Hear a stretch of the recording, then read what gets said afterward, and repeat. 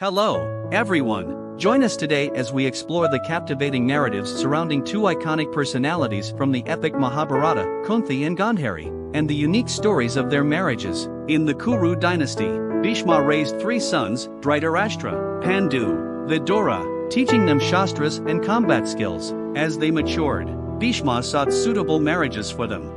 Dhritarashtra's marriage. Gandhari was born to Subala and Sudharma, the ruler and the queen of Gandhara. As a maiden, Gandhari was noted for her piety and virtuous nature. She was the sister of Shakuni. During her maiden days, she is said to have impressed Shiva through penance and received a boon to bear 100 children. However, the reason for her penance and her receiving such boon is unknown. In alternative versions, she is said to have impressed Vedavyasa with her dutiful, gracious and generous nature. One of the main reasons of Bhishma choosing Gandhari to be the elder daughter-in-law of the Kuru kingdom is said to be this boon, which would put an end to his worry of the throne remaining vacant. Gandhari's marriage was arranged with Dhritarashtra, the eldest prince of the Kuru kingdom. The Mahabharata depicted her as a devout woman, beautiful and virtuous. Their marriage was arranged by Bhishma. When she found out that her would-be husband was born blind, she decided to blindfold herself in order to emulate her husband's experiences. It is stated that the act of blindfolding herself was a sign of dedication and love. After the marriage, Dhritarashtra was denied the throne. As he was blind, the throne instead went to Pandu, his younger brother. Pandu's marriage. Kunthi was daughter of Shurasena, a Yadava ruler. Kunthi was named Pritha at birth. Shurasena gave his firstborn child to his childless cousin, Kunti, due to a promise he'd made earlier. In her new home, Pritha came to be known as Kunthi.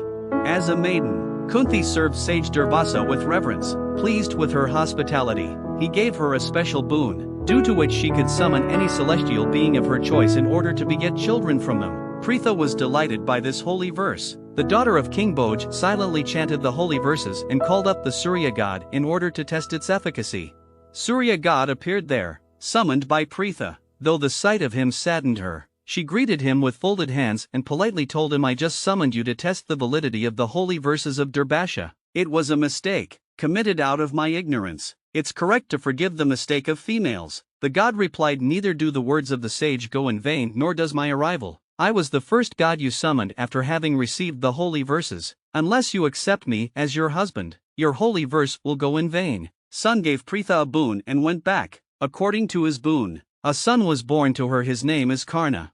Pritha gave birth to Karna, who had an armor covering his body and gold earrings adorning his ears. Stunned but disappointed at the birth of such a son, thinking that she would be defamed and her dynasty would be embarrassed, tortured by these thoughts, Pritha placed her son in a round-shaped copper basket with high edges and set it afloat on a river. A charioteer went to bathe in the Yamuna every day. One day, he saw a copper basket floating before him one day and caught hold of it. A beautiful baby greeted him when he opened it. The delighted charioteer took the baby home. He had a beautiful wife named Radha. They decided to adopt this baby and bring him up since they themselves were childless.